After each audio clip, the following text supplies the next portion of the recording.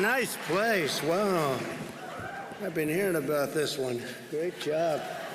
Great job. Thank you very much for being here. It's an honor and very important time in our country. A lot of things are happening, and I think when it all ends up, it's going to end up very good for everybody. It's an honor to be at Gateway Church with the Attorney General, our great Attorney General, William Barr. Thank you.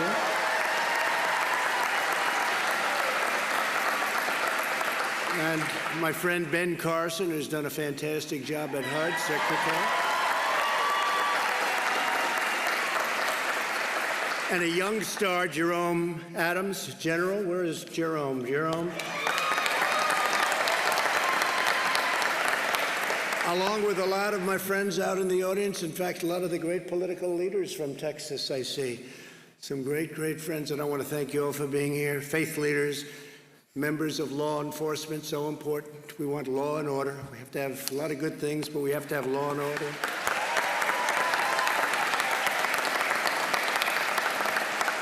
Got to have some strength. You have to have strength. You have to do what you have to do. And you look at Seattle. We just came in. We just see over the screen, and we've been hearing about it. Bill and I were talking about it. The law and order. Look at what happened in Seattle. They took over a big city, Seattle.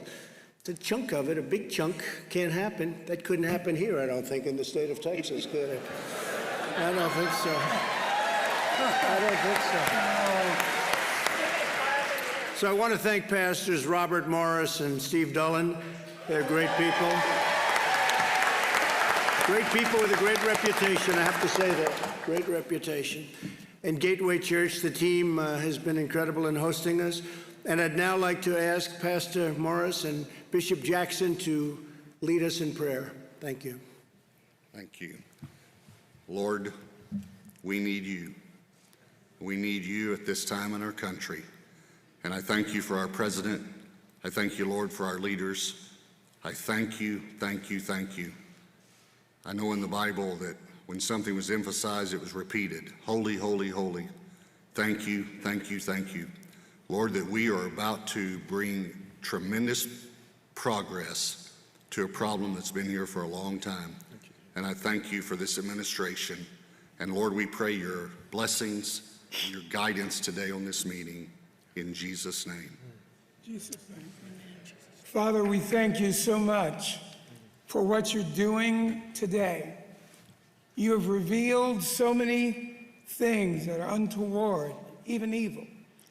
But we ask, according to Isaiah 50, verse 4, that you would give us the tongue of the learned, that we should know how to speak to the heart of this nation.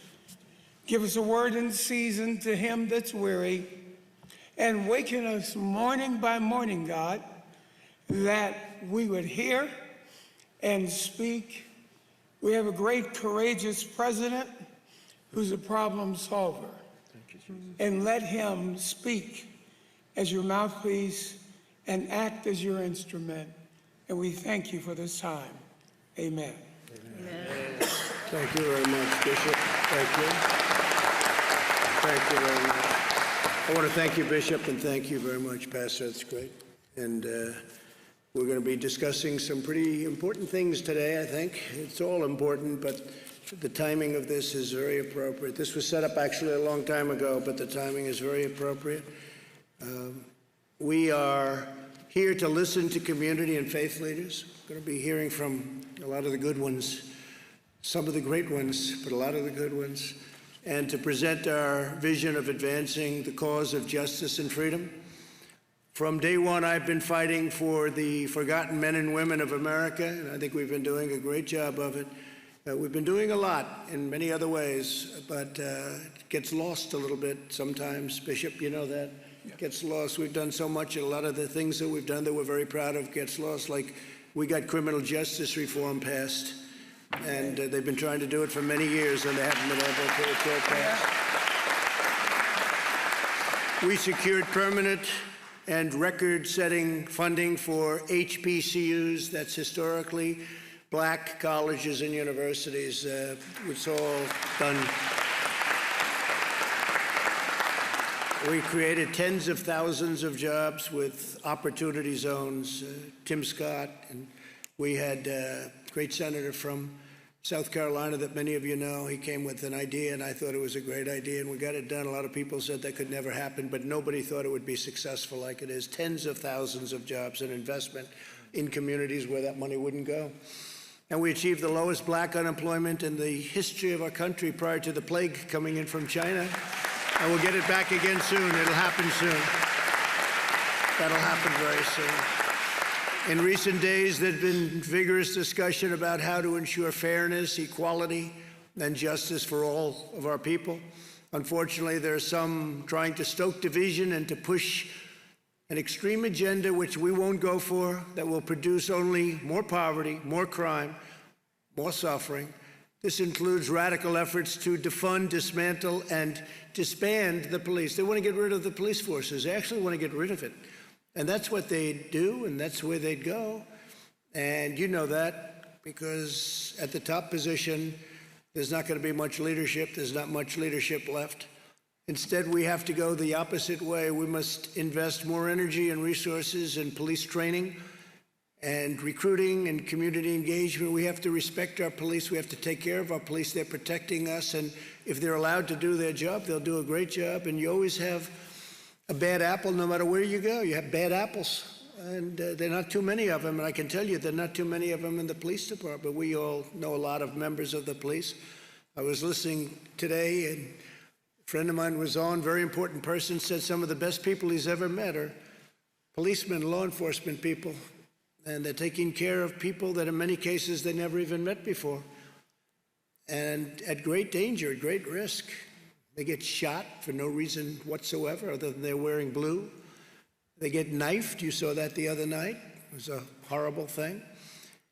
But there is no opportunity without safety. In Chicago, 48 people were shot and 18 people were killed in one day, Sunday, May 31st. Think of that.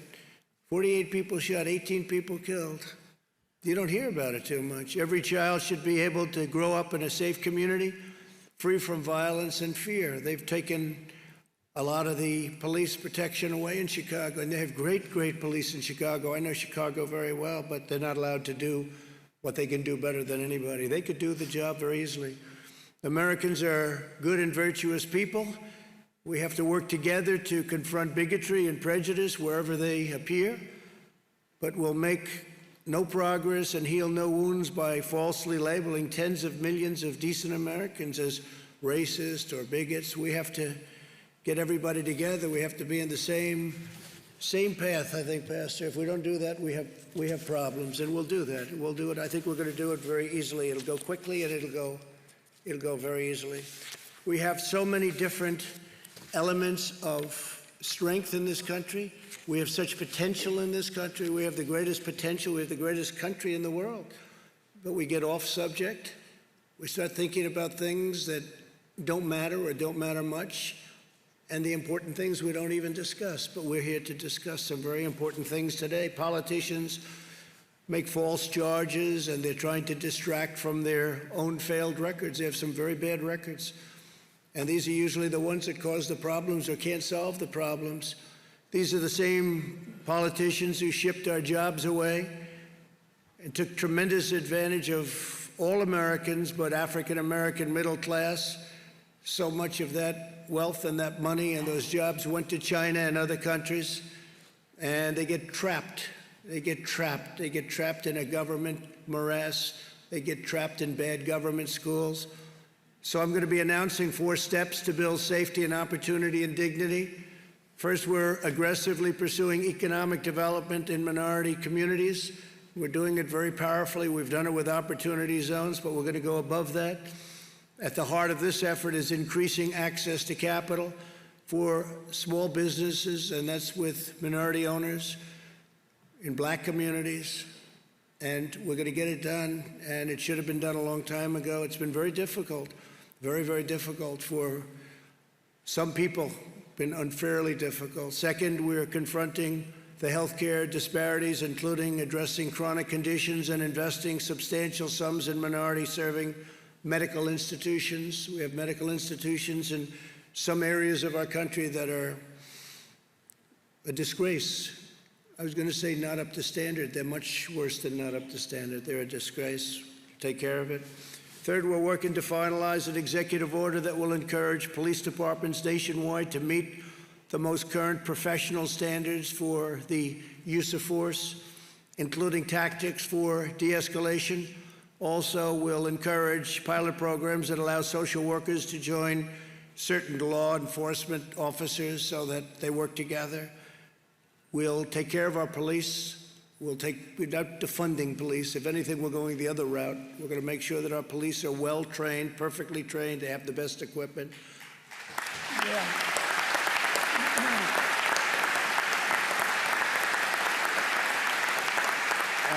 Some of the things that we have heard, because I know a lot of the people in the audience and they're professionals and what they do, and they're successful people, and we're hearing things that are not even thinkable. I've never even heard of this before last week.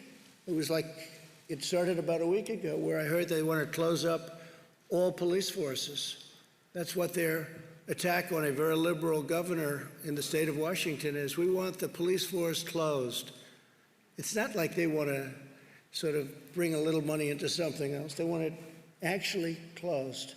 And I'm thinking, what happens late at night when you make that call to 911 and there's nobody there? What do you do? Whether you're white, black, or anybody else, I mean, what do? You're dialing and there's somebody breaking into a house and it happens to be a violent person. There are violent people around, Pastor. Even you will admit that, right? Yes. We want to think the best, but you have some very violent people. And when they're breaking into your house at 12 o'clock in the evening and you're sitting there and you don't have a police force, they're actually talking about not having a police force. Well, that's not happening with us. We're going to have stronger police forces because that's what you need. In Minneapolis, they went through 3 nights of hell, and then I was insistent on having the National Guard go in and do their work. It was like a miracle. It just, everything stopped. And I'll never forget the scene. It's not supposed to be a beautiful scene, but to me it was, after you watch policemen running out of a police precinct. And it wasn't their fault. They wanted to do what they had to do, but they weren't allowed to do anything. It wasn't really their fault, but they were running down the street. They weren't allowed to do what they're trained to do. And they took over the precinct. They essentially burned it down. I'm pretty good at construction. I want to tell you, that was almost what we call a complete renovation, if you're lucky. And it was a very sad thing. I don't think I've ever seen anything like that.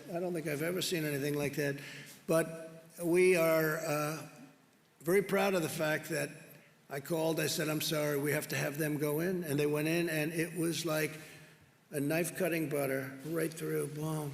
I'll never forget, you saw the scene on that road, wherever it may be, in the city, Minneapolis.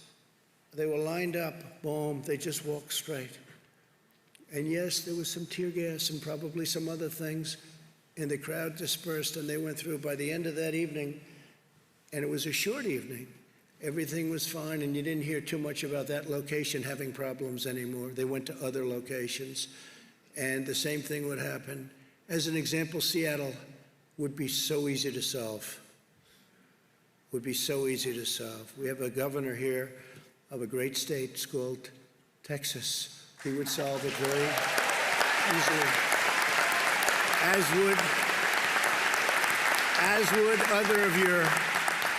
would other of your political leaders, including your lieutenant governor. They would solve it very easily. It's a lot of it's common sense. I don't even think it's courage. I think it's probably more courageous the other way, because I wouldn't want to be doing it the other way. It's very unsafe. So I just want to tell you that we're working on a lot of different elements having to do with law, order, safety, comfort, control. But we want safety, we want compassion, we want everything. What happened 2 weeks ago was a disgrace when you see that. What happened on numerous occasions over the last 2 weeks, people were killed. A number of people were killed, and it was very, very terrible and very, very unfair. A number of them were police officers. And it was a very unfair situation. We don't want to see that. And with strength, you wouldn't even have that. They wouldn't be in a position to do the kind of damage that they've done. They've destroyed people, they've destroyed businesses, they've destroyed African-American owned small businesses that Hopefully they're going to come back. We're providing funding for a lot of small businesses, and hopefully we'll be able to get everybody online and get funding to be able to open up their stores and their small businesses again. But we're working to finalize an executive order that will encourage police departments nationwide to meet the most current professional standards of force. And that means force, but force with compassion. But if you're going to have to really do a job, if somebody's really bad, you're going to have to do it with real strength, real power. And I said, and people said, oh, I don't know if we like that expression. I said, we have to dominate the streets. You can't let that happen, what happened in New York City, the damage they've done. You have to dominate the streets. And I was criticized for that statement. I made the statements, we have to dominate the street. And they said, oh, that's such a terrible thing. Well, guess what? You know who dominated the streets? People that you don't want to dominate the streets. And look at the damage they did. So I'll stick with that, and I think most of the people in this room, maybe every person in this room will stick with that. And we're doing it with compassion, if you think about it. We're dominating the street with compassion because we're saving lives, and we're saving businesses. We're saving families from being wiped out after working hard for 20 and 30 years. I saw the one woman, she worked 35 years building a store, and in one night it was totally wiped out. It's terrible. And fourth, we're renewing our call on Congress to finally enact school choice now. School choice is a big deal. Because access to education is the civil rights issue of our time, and I've heard that for the last, I would say, year, but it really is. It's the civil rights issue of our time. When you can have children go to a school where their parents want them to go, and it creates competition, and other schools fight harder because all of a sudden they say, wow, we're losing it, we have to fight harder, it gets better. So many different ways. But there are groups of people against that. You have unions against it, you have others against it, and they're not against it for the right reasons. They're against it for a lot of the wrong reasons, and we're going to get that straight. Now, we've done a lot of it. We've had tremendous success with choice. We had choice in a lot of ways. We also have choice in the military. You know, before I came here, the vets would wait online, Pastor. They'd be waiting. It wouldn't be acceptable to you. I know it wouldn't be acceptable to the bishop. I know it's going to be acceptable to you. They'd wait for 4 or 5 weeks to get online, a vet, where they were sick. They were feeling badly, and they'd get online, and they'd say, there's a 6-day wait, sir. There's a 2-week wait. There's a 1-month wait. And you'd have people online that weren't very ill, and they'd be terminally ill before they got to see a doctor. They'd die. And for years and years, they've been trying to get veterans' choice. That means if you can't get to a doctor reasonably quickly, you go outside, you go to a local doctor around where you live, and the government pays the bill. And by the way, it sounds expensive. It's very cheap by comparison. It's actually much better. Now, most importantly, we take care of our vets. By far most importantly.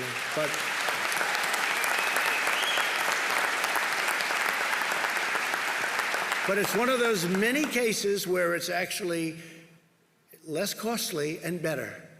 Sometimes you'll see a building, it costs less money than another building that costs more because the one that built the one that costs more, this one looks better. The one that's cheaper, it looks better. They say, how much more did you spend for that building? Actually, we spent less. You can do that. It's called, you have to know what you're doing, if you know what you're doing. That's only good for the real estate people in here, of which there are plenty, by the way. So I just want to thank everybody. This is a tremendous place. This is a great city. This is a great, great city, and with tremendous people and tremendous pride. And I say the same for the state of Texas. You know, your governor came to me and he said, when you had your bad hurricane 2 years ago, I gave so much money to Texas, more. He kept coming, more. How about here? How about... So finally, you know, though, we took good care of Texas. Is that right? We took such good care of Texas. They were looking for the next hurricane. They said, when's the next hurricane? But they had a big one. And they say you had the largest water dump ever. It just didn't stop. It came in, and you thought it was gone, and then it went back out, and it reloaded, right? And it happened 3 times. And your governor came and he wanted to build a barrier so that water would hit the barrier, wouldn't come into certain parts of Texas. He called me, he said, sir, I just have one more request. This is after we gave $28 billion, so $28 billion. I mean, we watch the pennies, but when it comes to Texas, we don't watch them too closely, okay? And he said, Governor Abbott, he said, just one more request, and it's a very small one, sir. We have a way of building a wall. It goes up and down. It moves with the tides. I said, that sounds expensive to me. It moves with the tides, and it's not a lot of money. Could I ask you to do me one small favor and approve it? I said, how much is it? Sir, it's only $10 billion. And I said, start working on it, right? I said, start working on it, because we can do things to get rid of those. You get hit pretty hard here. They get hit pretty hard here, don't they? Were you affected very much when you had, during the hurricanes itself? We had a lot of people who were displaced that came to this area. Yeah. Well, we took good care of everybody. So I just want to say this is one of my favorite places. I know we're doing very well here. During the last process, they kept saying that Texas is too close to call. And friends of mine in Texas say, it's not too close to call. You're going to win in a landslide. And I said, well, they keep saying. Well, we had one man got on television, actually, and he said, I don't know where you come from, but I don't think this is too close to call. I think he's going to win by a lot. We won by a lot. It was 8 o'clock, and the polls were closed, and they said, Donald Trump has won the state of Texas. And he said it simultaneously, so.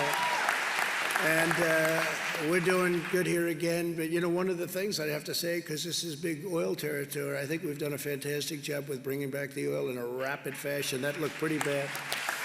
That looked pretty bad. You had a case, you had a couple of hours where if you bought a barrel of oil, you bought it for $37, as if they gave you 37, okay?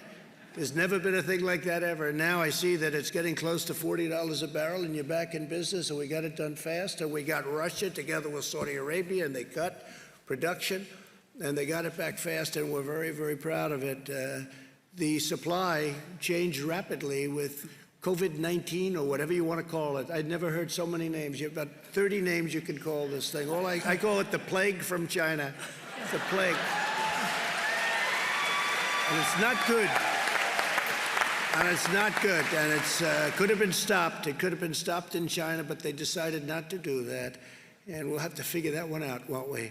So I just want to thank everybody very much for being here. This is a very spectacular place, and I want to introduce Attorney General Barr and Secretary Carson to say a few words, along with the Surgeon General, who has been a real young star in the administration. And please, if I could, Bill, take over, please. Thank you very much. Thank you, Mr. President. Thank you.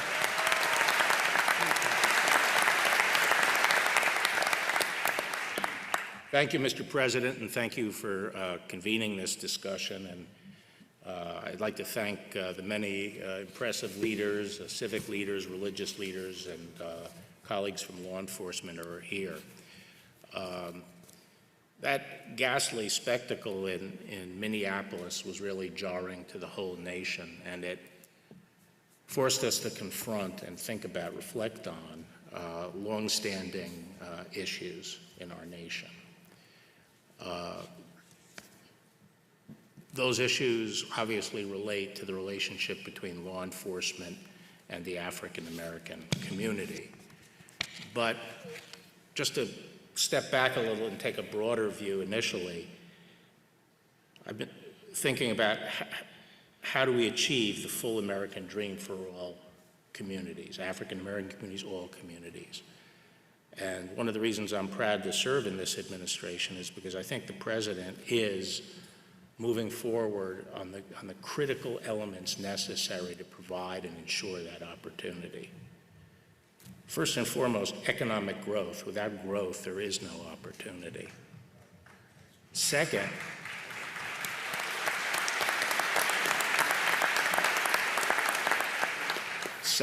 education. I think Condi Rice said a few years ago, it's the civil rights issue of our time, because without a good education, we are not allowing our young people to seize their opportunities and pursue their dreams.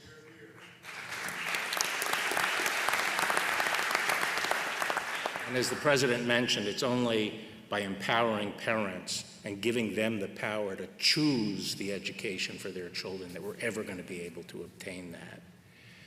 Third, I think, is moral discipline. And our young people, they have to have the discipline to seize the opportunity, to make momentary sacrifices for later gain. And traditionally, that has come, and people can find it perhaps from many sources, but traditionally that has come from religion, which our founders believed was the foundation of our republic.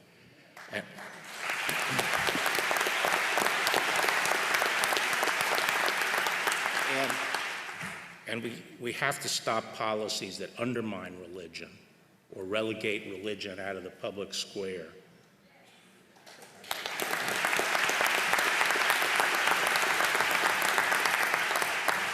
But now I get to my job, which is safety.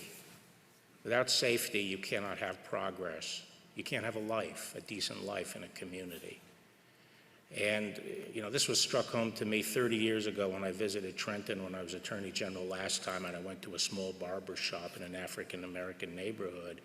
And there were people there in their 60s and 70s, and they said, "Mr. Barr, we're in our golden years, and we are living behind bars. Look down the street. All the bars are on our windows, and the criminals run free on the street." Now, we've made a lot of progress since then. The crime rate has been cut in half. And a big part of that has been improvement in policing and the progress we've made in policing. And yes, the progress that police departments have made in building relationships with the community. I think law enforcement has understood for a long time that there is distrust in the African-American community toward the law enforcement system. And when you reflect on our history, you could understand why. Because for most of our history, just up until the last 60 years, the institutions in this country, the laws and the institutions were explicitly discriminatory. There was not equal protection of the law, by law. And it's only been since Jim Crow that our laws have been changed to provide for equal justice. And what we've had really since, and so the civil rights effort up until that time was to tear down institutions. But I don't think now is the time to be tearing down our institutions, because we've been on a march for the last 50 years of reforming our institutions. And we don't need to tear them down. We have to be mature about this, and when we see problems, we have to redouble our efforts to reform our institutions and make sure they're in sync with our values. And I don't think anyone who's honest would deny that we've made a lot of progress in policing over the last 50 years. And in fact, one of the things about this episode in Minneapolis was how fast both the state and federal law enforcement responded to dealing with that action. So I think that while we saw something very bad, it has helped perhaps galvanize the will of the country to bring good out of that. And we can't let that incident obscure the fact that progress has been made, that policemen are by and large, by overwhelming majority, good, decent people who care about their community and put their lives on the line for us, their neighbors.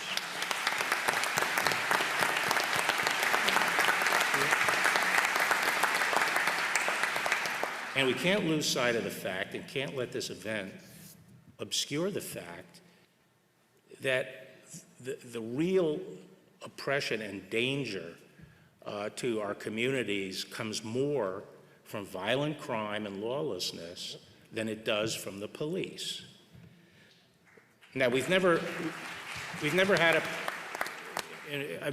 a president who's more committed to reforming law enforcement. And he's done that with the First Step Act and with the first police commission since Lyndon Johnson. And I'm very optimistic about what we're going to be able to do, given his leadership, but also given the leadership of our police forces, which around the country increasingly have become better and better led. I think the police profession is itself committed to addressing the issues that we saw in Minneapolis and completing the process of professionalizing policing in this country.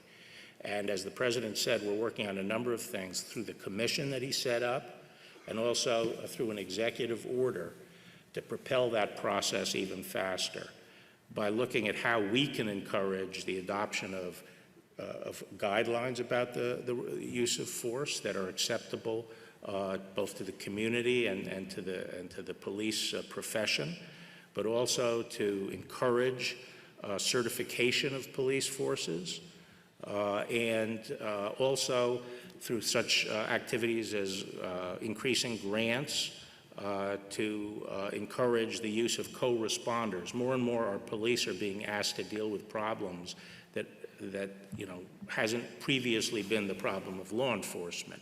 They have to deal with homeless people. They have to deal with a lot of mental health issues.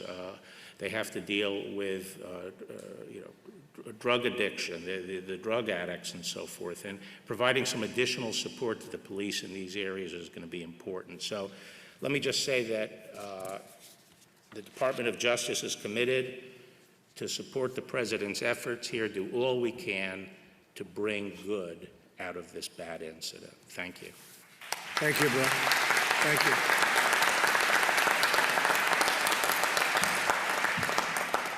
Surgeon General, please, go ahead. Secretary You want to Price is gonna go? Go ahead, why don't you go, then Ben will go. Is that okay? All right. Good, go ahead. Well, thank you, Mr. President. I appreciate it.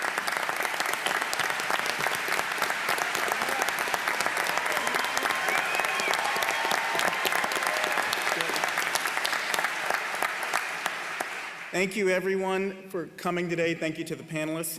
I just want to start off by saying that many people across the country and across the great state of Texas are hurting right now due to the tragedy that occurred to George Floyd.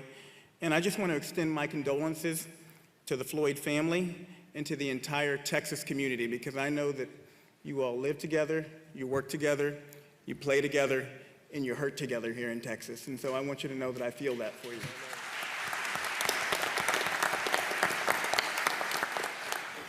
The President asked me to give you a quick update on America's COVID-19 response. Thanks to cooperation with state and local partners, we're making progress against the virus. We are, and towards a safe reopening. Through strong public and private partnerships, America has now done more than 20 million tests. And that number is a big number. It's not just about the number, it's also about how many of those tests are coming back positive. We have a positive rate under 6% nationally. And from a public health perspective, if we're under 10% positive, we're doing a good job. So there's a lot of challenges out there, but I want you all to know that we are moving in the right direction. The data shows that we are moving in the right direction as a nation. And this has happened in part thanks to opening of over 500 community-based testing sites through the work of private sector partners in the United States Public Health Service, which I helped lead with Admiral Giroir. 70% of those sites are in CDC-designated vulnerable areas. That means that we're taking the testing to those who need it the most, to those who are most at risk. We also have testing at 92% of America's community health centers, which predominantly serve low-income areas and communities of color. We've helped equip our frontline workers, our healthcare heroes, with 94 million N95 respirators, 149 million surgical masks, and more than 1 billion gloves. And a large proportion of those supplies at the President and the Secretary's direction are going to nursing homes. And I just want to, I see the governor over there, I want to give you all a shout out. Texas has led the way in nursing home testing. 100% of their nursing homes have been tested. They're leading the way in testing people in corrections facilities. Over 95% of people in corrections facilities have been tested. That is something you all should be tremendously proud of.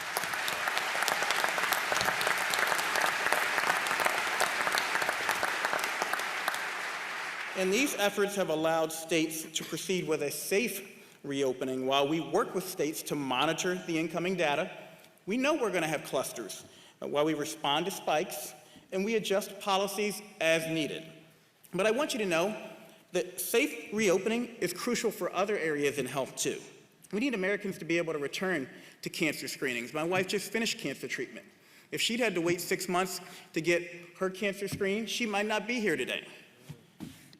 We need people to get their surgeries. We need people to get their vaccinations. 4.2 million children are behind on vaccinations now because of the COVID closures. We know every 1% increase in unemployment equates to a 1.3% increase in suicides. 1.3% increase in suicides. So we want to reopen safely. We also have to remember that being shut down has health consequences beyond COVID. We know that being out of school is bad for your health. We need to get our kids back in school safely.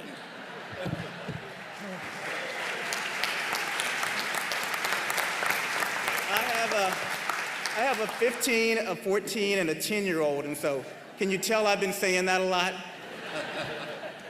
But we know that COVID-19 has a tragically disproportionate burden on communities of color. Black Americans hospitalized at 4.5 times higher rates than whites, hospitalization rates 3.5 times higher for Hispanics than whites, and 5 times higher for American Indians and Alaska Natives.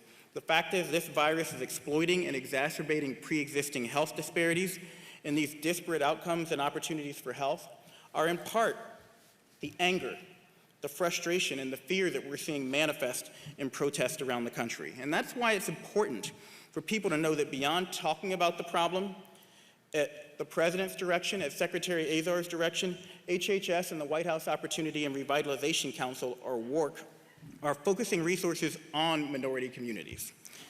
HHS recently allocated $15 billion to Medicaid providers and $10 billion to safety net hospitals, both groups of providers that disproportionately serve Americans of color. And I spent the last 10 years working at a safety net hospital, Eskenazi Hospital in Indianapolis. I can tell you, those are the places that are doing the work. Those are the places that at the President's direction we're focusing our resources towards.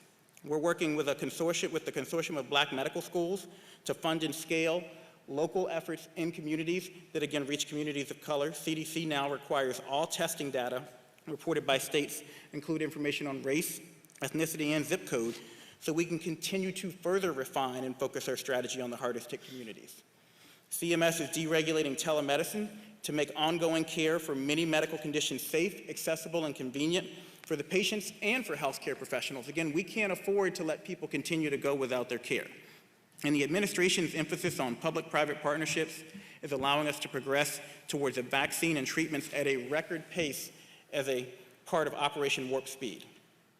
I want to add that SAMHSA has just funded 3 community behavioral health clinics right here in Texas with the CARES Act funding.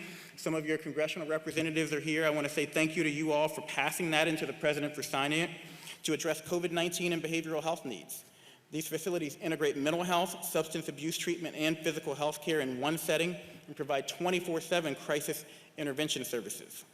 Another notable mental health awareness training grant is in Austin, where funds are used to train community health officials, including law enforcement, and we have many of them in the crowd today, on recognizing signs and symptoms of mental illness and mental health crises and how to help an individual who's struggling. That's all part of reform. That's all part of reform in the positive direction, giving our frontline workers the tools and the training they need to be able to take care of these difficult situations. As Mayor Sylvester Turner said at George Floyd's funeral, we must encourage business leaders to invest in our underserved communities, and that's what the White House Opportunity and Revitalization Council is all about. I have an upcoming Surgeon General's report on community health and economic prosperity, which aims to mobilize businesses to invest deeply and over time in the health of their communities. Finally, to focus on chronic conditions that disproportionately impact Black and brown people and may worsen because of COVID, Secretary Azar has instructed my office to accelerate the release of 2 calls to action, the first on maternal health, addressing the fact that women of color suffer more complications and a much higher risk of dying around childbirth. Black women are 4 to 5 times more likely to die around childbirth than white women. Native American women are more likely to die around childbirth than white women. And that's after you control for income, after you control for education, after you control for every known factor that we have. My second call to action is on hypertension control for all Americans. Hypertension is common, it's costly, and it's treatable, and yet control rates are low and stalled, especially in communities of color. So I just want to close by saying that as we reopen, the basic public health recommendations we've emphasized remain important. We've flattened the curve, but that doesn't mean that COVID has gone away, that it's any less contagious, that it's any less deadly to vulnerable communities. So if you don't want to listen to me, listen to Hall of Fame pitcher Nolan Ryan. Nolan Ryan filmed a PSA at the governor's direction, and he said, number 1, wash your hands. Wash them more than you've ever washed them before in your life. Number 2, follow your local and state guidelines around social distancing. This virus likes to spread person to person. So the more we can keep distance between people, especially people we don't know, the harder it is for this virus to transmit. And number 3, this isn't me speaking, this is Nolan Ryan, Hall of Fame pitcher here. When you're in a public place where it's difficult to keep a distance, like the grocery or pharmacy, The CDC recommends wearing a face covering to protect your neighbors in the event that you have COVID and you don't know it. Up to 50% of people who have COVID are asymptomatic.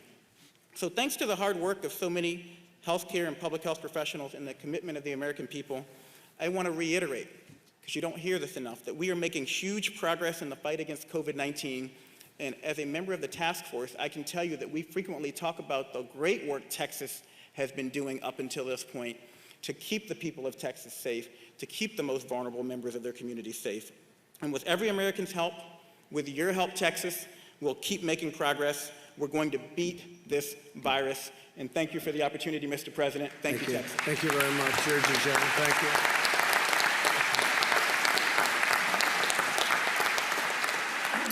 Ben Carson, please, Ben. Okay. Well, thank you, Mr. President, for your leadership and your courage. I don't know of anybody who could stand up to all the criticism you get every day. 24. Do we have a choice?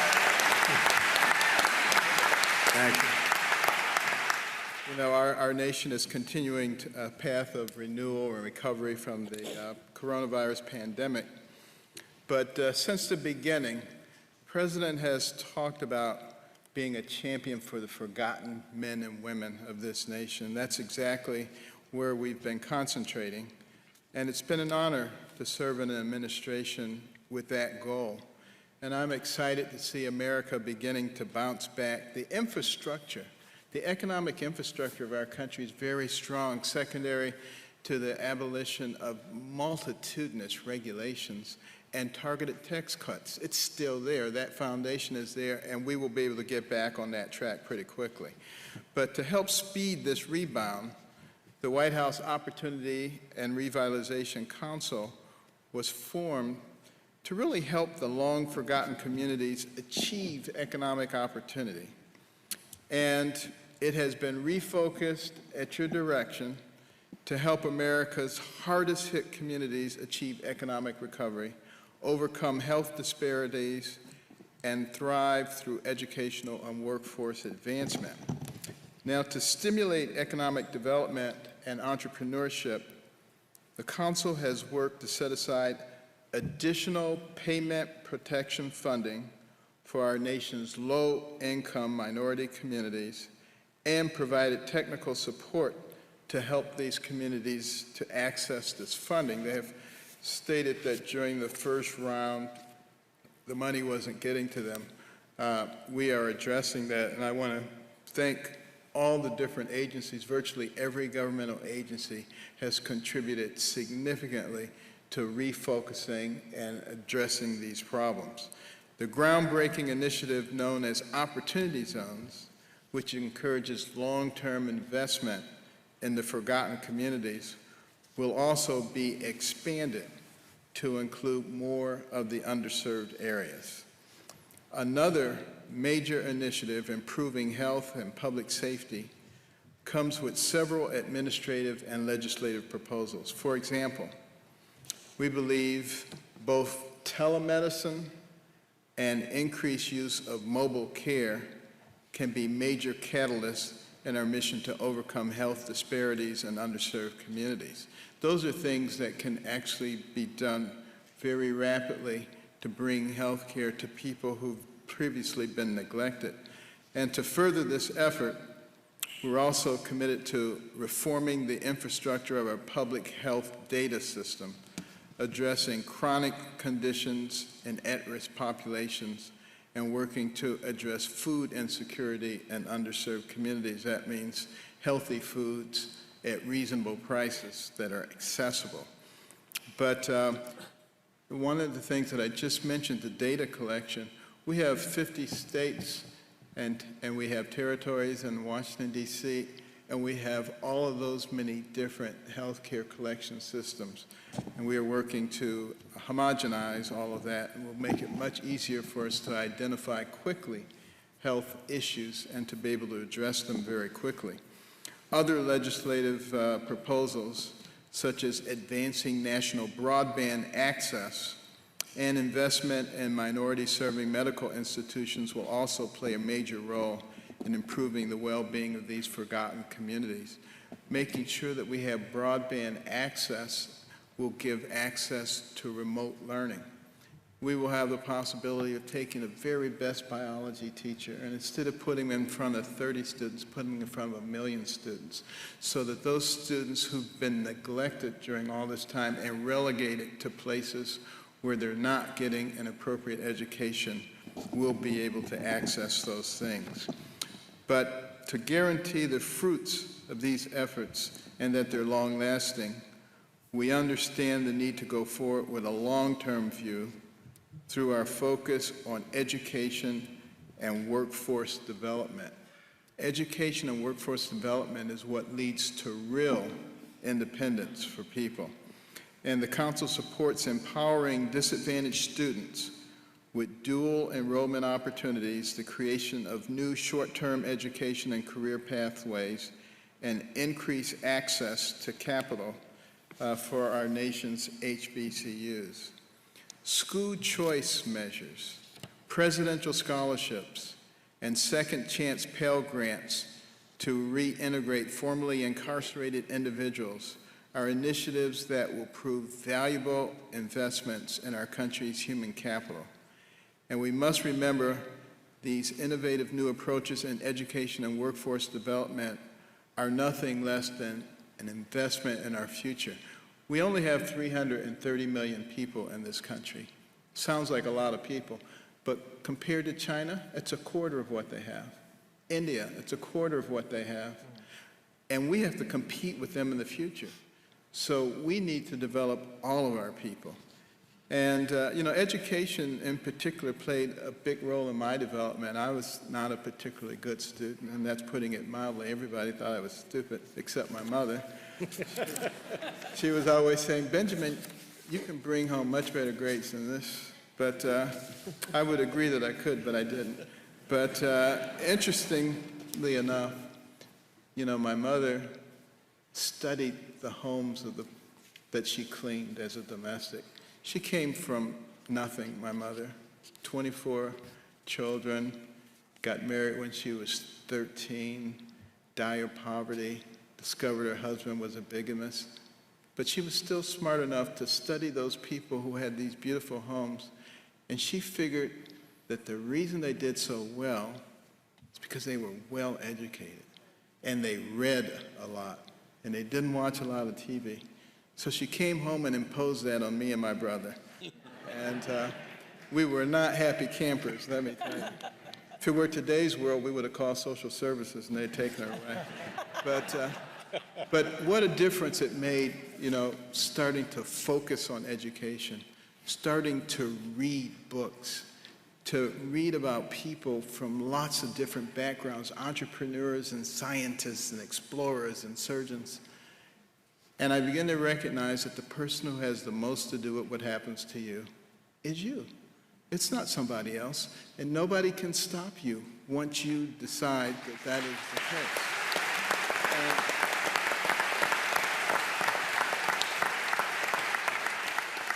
And that's why with the Council, there is so much emphasis on education, because it doesn't matter where you came from, you get a good education and you write your own ticket. And we must reject those people who are trying to prevent school choice, who are trying to prevent the presidential scholarships, all the things that are there to empower people. And you will see a lot of that coming out of this administration. And, these investments in innovation give me a tremendous amount of hope for the future of this nation. Mr. President, under your leadership, I'm confident that the American people will emerge stronger from this pandemic and more determined than ever. And we, the people, will recognize, despite all the forces to the contrary, that we are not each other's enemies. And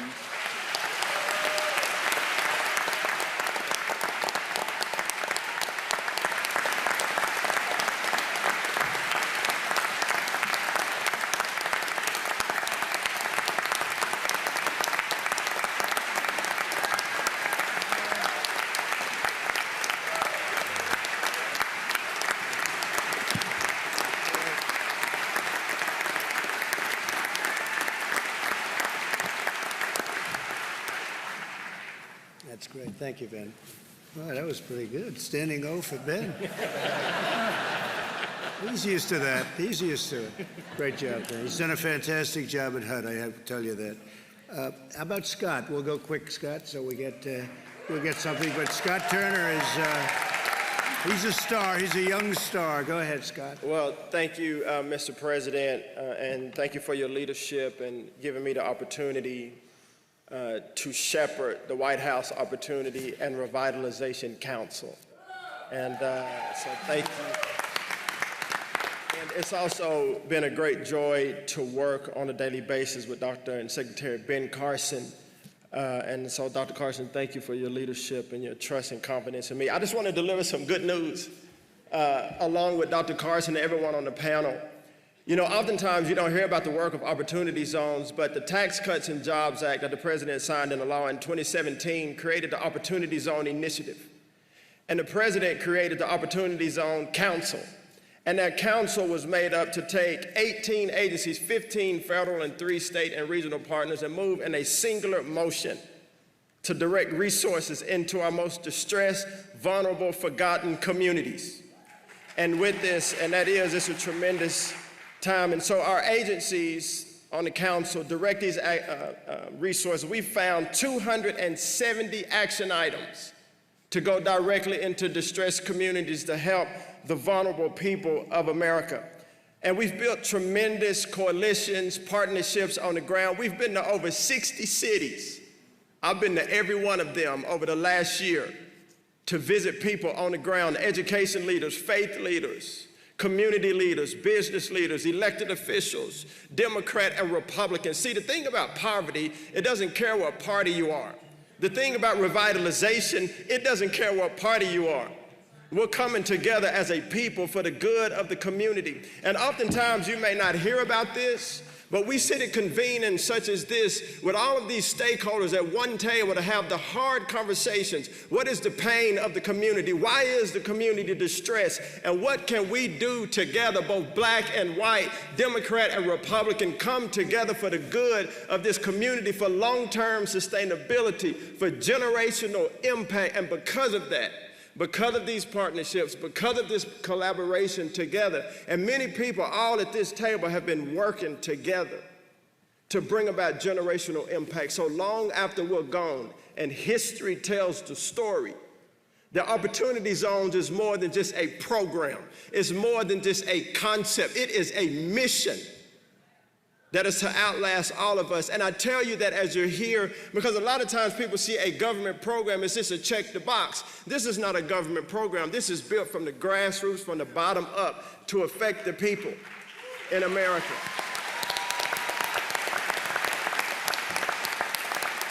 And lastly, Mr. President, I would say tens of billions of dollars have been invested inside of Opportunity Zones, public-private partnerships.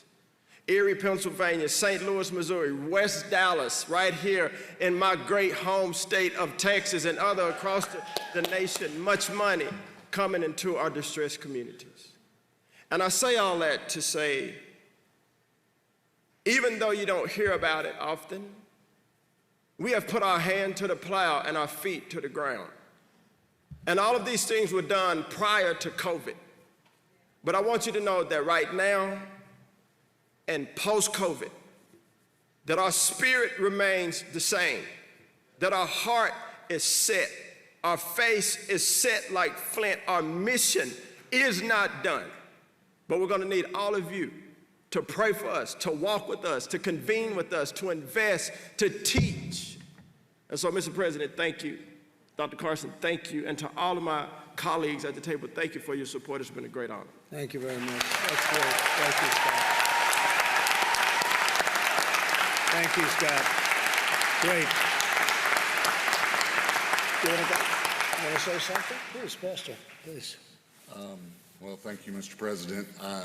I just was thinking about that 30 years ago, I was serving as associate pastor at a small church, and I asked Bishop Harry Jackson to come and teach us on race relations, to teach us what we didn't know, because we don't know what we don't know. And now 30 years later, Bishop Harry and I are sitting on each side of the President of the United States.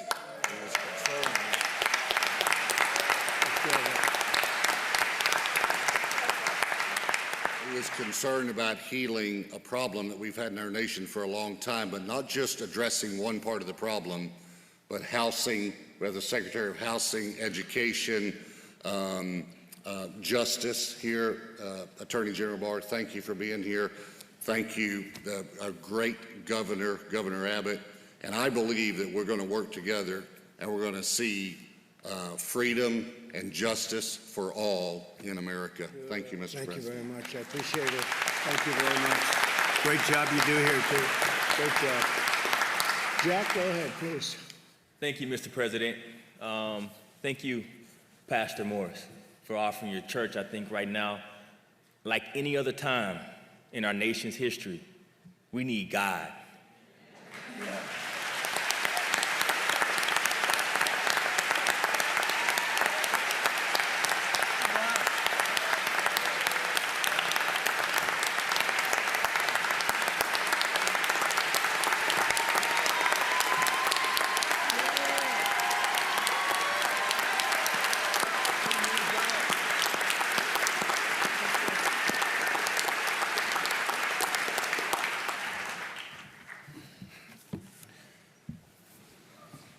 I'm praying to the Holy Spirit to put words on my mouth right now, and I want a nation to hear me.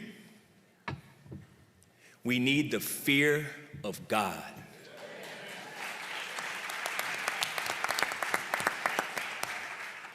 Mr. President, you're the only Republican I've ever voted for.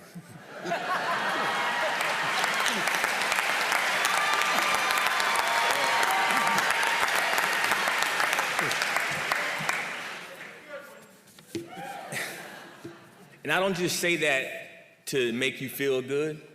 Honestly, that's not my goal, man. I'm saying that because you stood up for the word of God. And as believers, as the church, we have to pray for our president and have his back. When you raised that Bible up after those folks burnt that church, we are in a spiritual warfare. Yeah, that's right.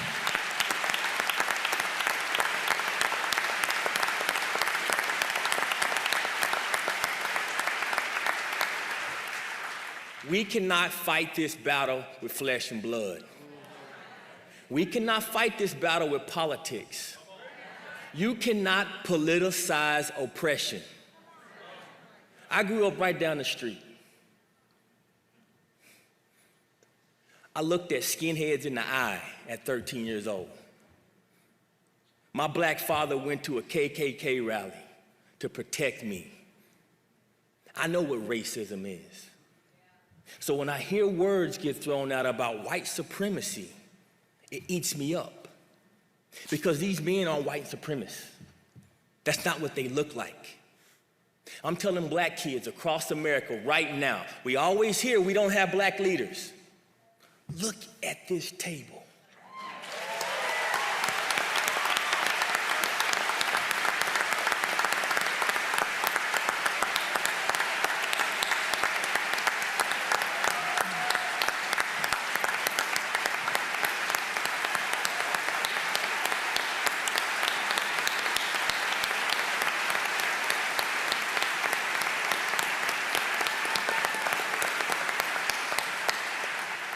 We are not as divided as our politics suggest. We are not as divided as our politics suggest.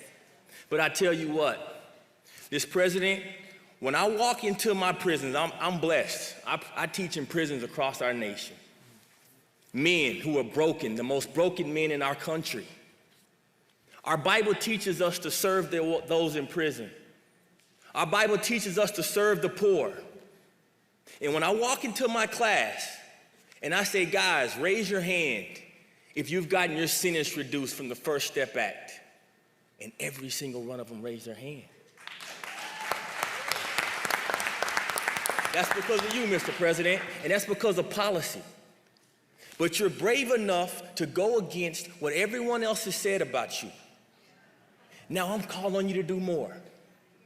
We have a real issue in our country. In the root of it, let's not get our eye off the enemy. The root of it is fatherlessness. Our kids don't have fathers. Attorney A.G. Barr, you said it earlier. You talked about pulling God out. Do we talk about education? Well, 71% of those kids that drop out of high school don't have a father in the house. We talk about criminal justice reform. You're 5 times more likely to go to prison or have a run-in with the police department if you don't have a father in the house. We talk about health care. You're 4 times more likely to live in poverty if you don't have a father in the house, which means you're gonna be sicker. We don't have to keep looking for the problem when we see it. Now it's time for Americans of all color. I'm calling on my white brothers and sisters. I'm calling on my Spanish brothers and sisters. Get out of your bubbles. Go into the communities that are underserved, and let's do what Jesus told us to do.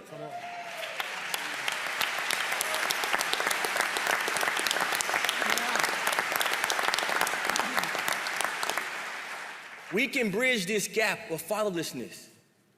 All we gotta do is go out of our bubbles, go bridge the gap with these kids, teach them what you teach your kids. We all have rooms in our homes for a couple little boys to come in and play with our sons and daughters. Let's bridge the gap through love, through Christ, and through being what we all know we are, and that's one America. God bless America. Thank you very much.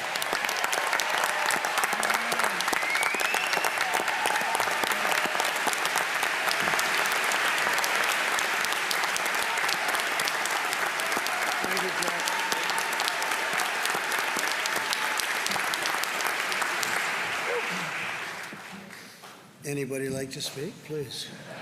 Anybody? Who goes after that?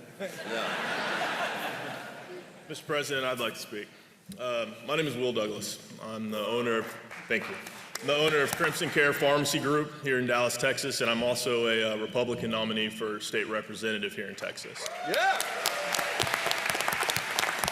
First of all, I just want to thank your administration as well as Congress for getting the PPP loans. I'm speaking on behalf of my pharmacies as well as a dozen or so other pharmacies here in the state of Texas that benefited from those.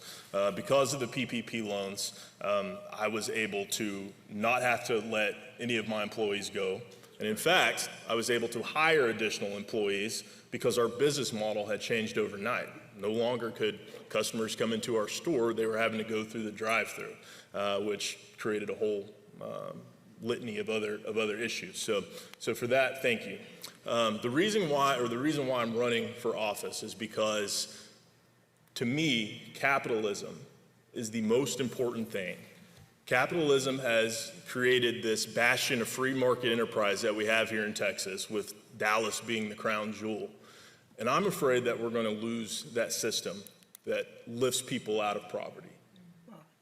I was on a call with leaders in the black community here in Dallas the other day, and one of them said something to me that has stuck out, or that did stuck out, and I can't let it go.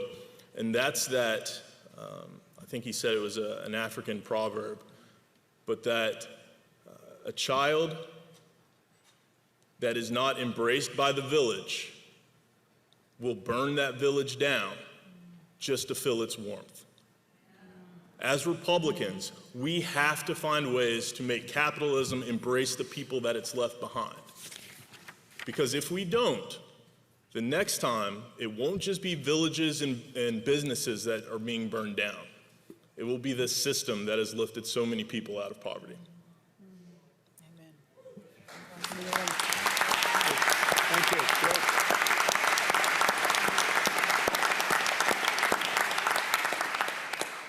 So, Mr. President, I'll be short. I just was going to say that thank you so much for your leadership, and I think the infrastructure that you presented today is going to help a lot of people. It's going to touch businesses like William.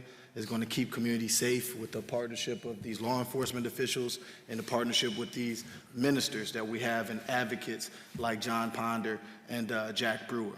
And so over the next couple of weeks, I think the American people look forward to seeing the wealth of executive orders that you're going to issue on justice and on economic empowerment, as well as legislative asks that we're going to make to the Hill. But we all need your help, every locality, every group or organization, because it's really about bringing us all together. That's the secret ingredient, and it has to start at the local level. It starts at the local level because you are closer to the people. And we want to create that infrastructure and give you the tools to help you do what you do best, and that's help people prosper. So thanks again, Mr. President. Thank you, Jerome. Thank you very much. Thank you, Jerome.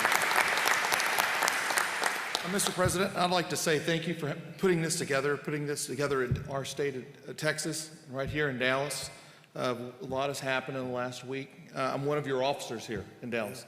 I'm also one of your commissioners on your law enforcement administration with Attorney General Barr. And I can't thank you how far we've done for that. I also have to say thank you to our great governor and our leadership that's sitting right there. Without them, we don't make this state, and don't make this state great. We've had some challenges because of what's happened with COVID, but I want to give you an update of what we've done on the commission so far, where we've had 9 full hearings throughout this entire time. That's 35 panels, 125 witnesses, 190 written statements of individuals and interest groups. Our civil rights and community engagement organizations that we've asked to attend have no-showed. And those are the ones who can make the biggest difference when you're putting together any type of reform, because they need to be the voice to come tell us what we need. Law enforcement today is not what it was yesterday. In my 25 years, we've watched it propel to where our training is what we need the most. And with this bill, you're going to see, or with this commission, you're going to see so many reforms come out of it. It could not have come at a better time. We can't take back what happened in Minnesota. Not one officer that saw that, or federal officer that saw that, said that was the right thing that happened. It was malice, and none of us, we condemn it. If I could have traded places with Mr. Floyd, I would, because I would die for everyone in this room, because that's our job. And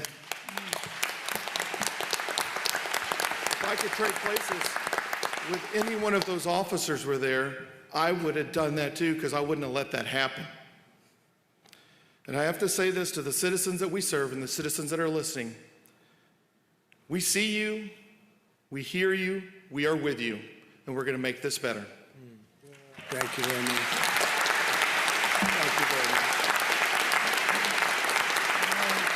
Okay. Mr. President, I just want to thank you for your leadership. Echoing sentiments of some of my colleagues up here today, thank you for your stance on criminal justice reform. Thank you for not forgetting about the forgotten people. Thank you for your commitment and your support to the men and women of law enforcement in this country, and it is so very important. My name is John Ponder. I'm the CEO of a ministry called Hope for Prisoners. And what Hope for Prisoners does is we work with men, women, and young adults that are exiting different arenas of our judicial system to provide the supportive services to help them to be able to successfully reintegrate back into their home, back into the workplace, and ultimately back into the community. And Mr. President, thank you for coming out and attending the graduation ceremony for those 31 men and women who were released from prison. I cannot tell you the wind that was beneath their wings, because you came and spoke life into them. And they're on the whole new vista of life right now because of that. Great job. Great job. One of the huge components, this is why I'm so supportive of your stance on law enforcement, because one of the key components to this reentry mechanism that we built up is our partnership with the police. Our local sheriff in Las Vegas, Nevada, has given us close to 100 volunteer police officers that are mentoring and training men and women coming home from the prison system. And sir, never before in the history of reentry nowhere on this planet to this magnitude have the men and women from law enforcement come alongside formerly incarcerated folks and help them to successfully reintegrate back into the community. That is just further evidence that we serve a gigantic God that wants to bridge the gaps. And in that's why that is so important, because what God wants to do, the Bible calls it the repairer of the breach. See, in communities across our country, there's such a disconnect between law enforcement and people from this segment of the population. But when we're able to come up with very creative ways to bring folks together, because if you think about it, all across the country, that in that disconnect, people do not trust police. Do you know why? Because they're not in relationship with them. And in what relationship could you ever have trust unless it's life rubbing up against life in the spirit of complete transparency, that we have more in common than we have differences. And out of that transparency builds the relationship, and out of that relationship, it gets established trust. It is something that second chance employers have absolutely fallen in love with. When you can tell the employer that the person that just came home from prison, that the mentor is a captain of the Las Vegas Metropolitan Police Department, that begins to just open doors. So I thank you for that. Looking so very forward to the direction that we're going. And on behalf of the men and women who are incarcerated right now in our prison system across the country, thank you for creating that atmosphere for them on the inside. But I know that you have dug the trenches to create an atmosphere for them once they get released. So I thank you for that. Thank you, John. Very nice. Thank you very much. Very nice. Great job you're doing, John. Great job. Please. Thank you, Mr. President, for putting this together today. I've learned so much from these men and women on this stage. I really appreciate that.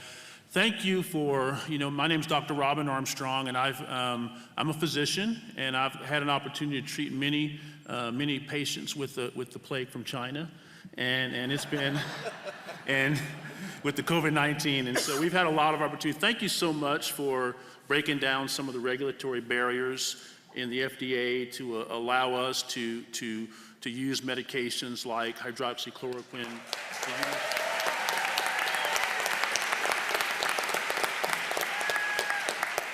And to use medications like remdesivir and plasma infusions and all those medications that are coming online now. Thank you so much for that. It's been, I had the opportunity to, we had a nursing home in South Texas that had an outbreak of COVID-19, and we saw a lot of nursing facilities around the country that were having horrible outcomes and many deaths. And what we decided to do was commit to this facility and use a medication that you are familiar with, hydroxychloroquine, and we saw tremendous outcomes. And it was, with the help of some of our elected officials, our lieutenant governor and the state senator, we were able to get access to those medications. But one of the more frustrating things I've seen has been the resistance of some of the regulatory agencies to be more open to using that. I believe that, I certainly know that COVID-19 has significantly adversely affected the African American community, and I really believe that had there been more of an openness by the regulatory agencies, certainly by our medical boards all around the country to use medications like hydroxychloroquine, I believe more lives could have been saved. And so I really, I want to thank you for bringing that issue to the forefront, because I believe that it did give us more access to medications. And so it was helpful for us. I believe it saved lives. I believe we could have saved more lives. But I just want to thank you for the work that's been done. Regulations, and you've really broke down a lot of barriers and regulations in the business community. Certainly, I would appreciate what you've done on attempting to repeal Obamacare and all the efforts you've made towards that. That's certainly going to improve access to care. And so I just want to thank you for all you've done, but we need to do a lot of work going forward to make sure that we minister to those who are most vulnerable. And so we really appreciate that. Thank you for all the work that Secretary Carson has done and Secretary Azar has done and our Surgeon General here has done. Thank you for allowing them to have the freedom to be able to innovate and do things and look at the data and make decisions. And so we really appreciate that. And thank you so much. And physicians are very supportive of you. We're really supportive of everything you've done to help bring this very inexpensive treatment to the forefront. And so thank you very much. Thank you very much, Chaplain. Appreciate it. Thank you. Please. Mr. President, thank you for this opportunity. I'm humbled to be here. I'm Chief Dooley, Glen Heights Police Department. My experience is based on serving in a large department and a small department. And I can tell you that there is some phenomenal police work being done out here, across the board. But there's also some inconsistencies in our procedures, our policies, our hiring practices, our termination practices, our disciplinary practices, and I strongly support the need for standardization based on best practices for all police departments in our country.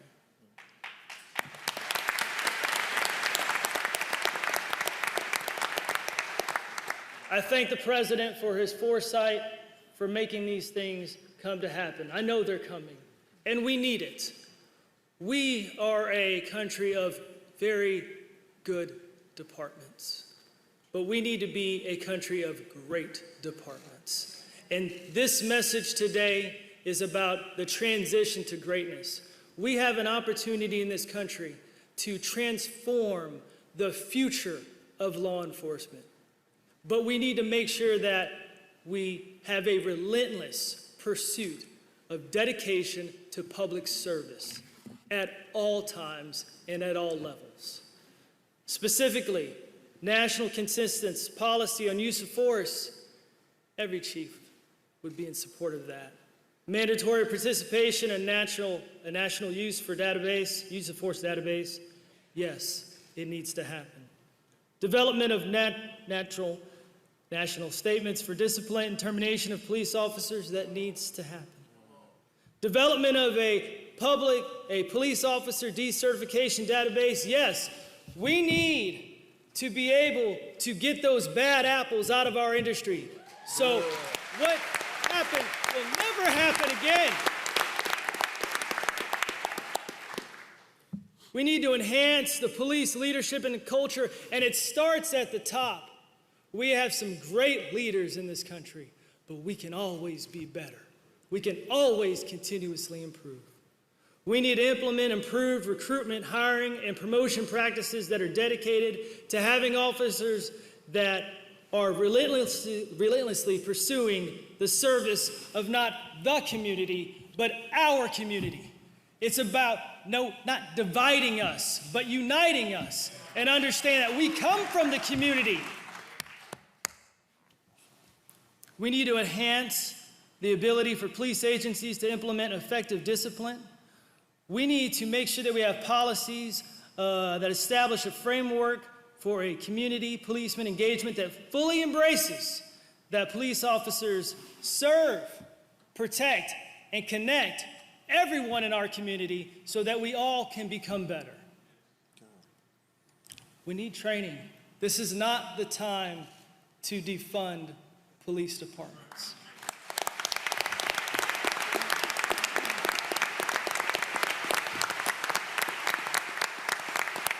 When an organization or a business is struggling to be better, now is not the time to take away those resources. You provide them, and you hold them accountable, and you set expectations, and you manage them so they can be better. That's what you do. We need more training. We need more specific training that's dedicated to service of those that everyone we interact with on a daily basis, those that are homeless, those that suffer from mental illness, those that need food, okay? We need the training to be able to connect those people we interact with those that can provide those services. That's what we need in this country. I want to end with just these few thoughts. I have a very simple saying to my officers that we serve, protect, and connect. And together is better. And as I look around this room, I know that together we will become better and we will take this country to great levels under the leadership of Donald Trump. Thank you, Chief. Thank you.